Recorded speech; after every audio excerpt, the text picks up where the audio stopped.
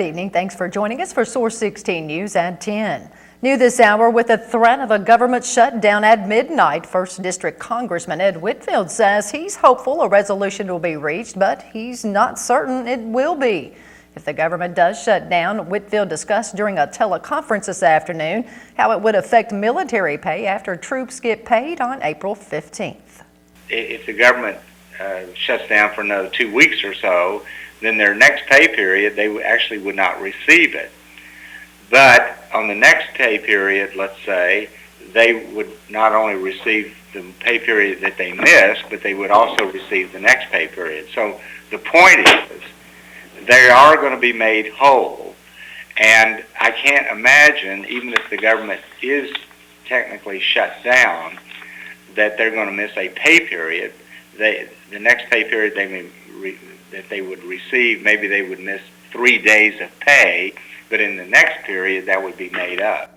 Not only would a government shutdown affect the military, it could also affect one of the biggest tourist attractions in western Kentucky, Land Between the Lakes National Recreation Area.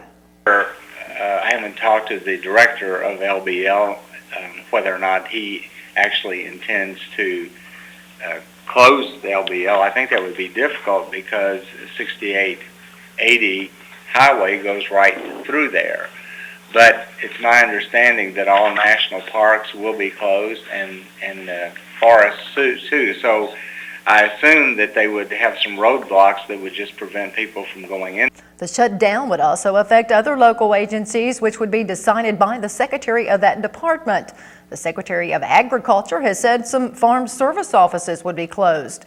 Whitfield says it is his understanding after a noon conference that all the rider issues have been resolved and the only outstanding issue is the amount of savings for the rest of the year. This evening, Whitfield also sent a letter to the Chief Administrative Officer of the U.S. House of Representatives, Daniel Strodel, informing him that if the federal government shuts down at midnight, he will return any salary received during the shutdown period. In other news, a Callaway County man was killed after his moped crashed into a pickup truck last night. Kentucky State Police say 42-year-old Paul Stewart of Murray was driving a Yamaha moped on Bryn Road around 9:45 when he tried to cross Highway 80 West and did not yield to oncoming traffic and was hit by a pickup truck driven by 22-year-old Joshua Cosby of Crane. Police say the collision caused Stewart to be thrown off his moped into the median and caused Cosby's truck to overturn end over end. Stewart was transported to Murray-Callaway County Hospital where he was pronounced dead. Cosby was not injured, but a female passenger who was not identified in the police report was admitted at MCCH for injuries. The city of Hopkinsville has contracted with Emergency Communications Network to license its Code Red high-speed weather warning notification system, but Hopkinsville Police Chief Guy Howie cautions residents to not assume your telephone number is included in the database. The Code Red system provides Hopkinsville officials the ability to quickly deliver messages to targeted areas or the entire city. Howie says, quote, if your phone number is not in the database, you will not be called. One of the reasons the Code Red system was selected is it gives individuals and businesses the ability to add their own phone numbers directly into the system's database, which is an extremely important feature. According to Chief Howie, no one should automatically assume his or her phone number is included. He says all businesses should register, as well as individuals who have unlisted phone numbers, who have changed their phone number or address within the last year, and those who use a cellular phone or any other type of phone as their primary number. Code Red allows geographically based delivery, meaning street addresses are required to ensure emergency notification calls are received by proper individuals in a given situation. The chief says the system works for cell phones too, but need to have an associated street address to provide relevant messages. The link to the Hopkinsville Community Enrollment page can be found on our website, source16.com. 2 separate stabbings in Hopkinsville overnight sent 2 individuals to the hospital and landed 2 local women in jail. An Elkton man is in stable condition in Nashville after police say he was stabbed multiple times by a Todd County woman at a Hopkinsville home. Hopkinsville police responded to Vine Street around 3:30 this morning, where officers found 25-year-old Kevin Pollard of Elkton still breathing but unresponsive and bleeding profusely. Police report Pollard had been stabbed multiple times with a knife, once in the right portion of his chest as well as 3 times in his back. He was rushed to the emergency room at Jenny Stewart Medical Center and then flown to Vanderbilt University Medical Center in Nashville for treatment. After Pollard told police who stabbed him, officers went to 309 Braden Street where they arrested 26-year-old Kimberly Harrell of Elkton. She was charged with first-degree assault and lodged in the Christian County Jail. Meanwhile, a Hopkinsville man was taken to the hospital after he was allegedly stabbed by a Trigg County woman last night. Hopkinsville police responded to 1303 Honeysuckle Drive around 11:15, where the victim, 21-year-old Dedrus Pendleton of Hopkinsville, told police that 49-year-old Galinda Malone of Cadiz came to his door and a physical altercation began. Pendleton stated that Malone pulled some type of knife from her purse and stabbed him. He was transported to Jenny Stewart Medical Center where he was treated and released. Police arrested Malone at 1316 Honeysuckle Drive, and she was booked into the Christian County Jail on a second-degree assault charge. 2 local women will be among several artists across the Commonwealth to have their artwork displayed in the Governor's Derby exhibit in the Capitol Rotunda through May 10th. The artwork of Betty Lyles of Hopkinsville and Frances Wells of Murray was selected from more than 200 entries by Reba Rye, an independent juror.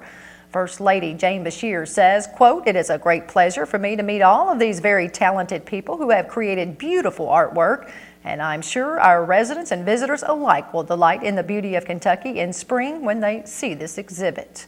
Here you see Frances Wells' artwork that will be displayed during the exhibition. The exhibition can be viewed at the Capitol in Frankfort during public visiting hours from 8 a.m. to 4:30 p.m. Monday through Friday and during the Governor's Derby celebration on Saturday, May 7th. A Trigg County man was injured in a 2-vehicle wreck on Newstead Road yesterday morning. The Christian County Sheriff's Department reports 38-year-old Timothy Larson of Miranda Road, Cadiz, was driving north on Kentucky 174 Newstead Road when, about 3 miles west of Hopkinsville, a pickup truck driven by Jonathan Stewart of Cerulean pulled out of a field onto the road and collided with Larson's van. Police say the impact caused Larson's van to run off the road and overturn.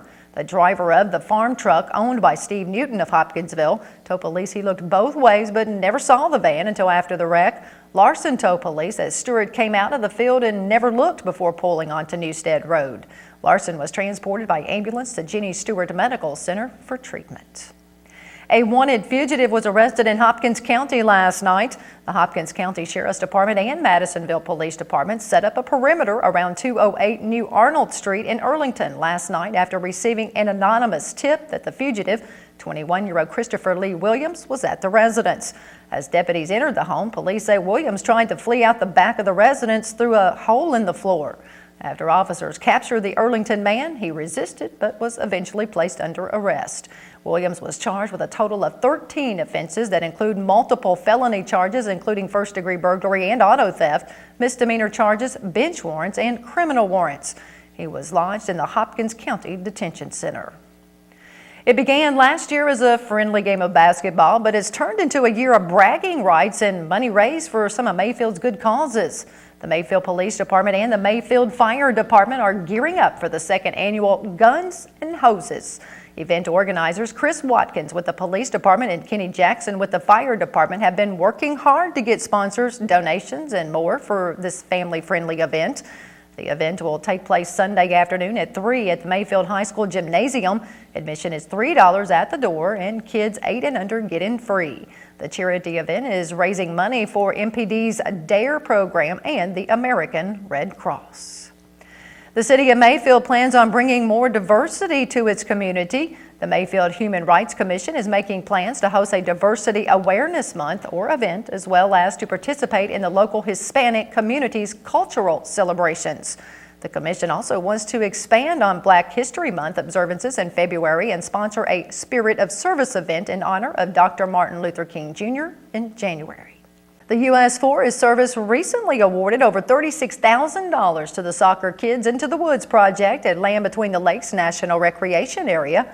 The award is in support of conservation education programs that will provide local community children more opportunities to experience the great outdoors, learn about nature, and build a lasting commitment to conservation and land stewardship.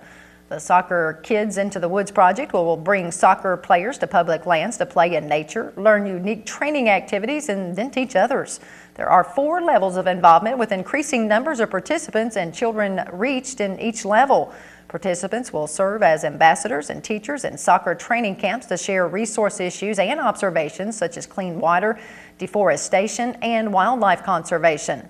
During a regional water appreciation day, kids will instruct others on the value of pure water, its conservation, its benefits of hydration and health, and the importance of plastic bottle recycling.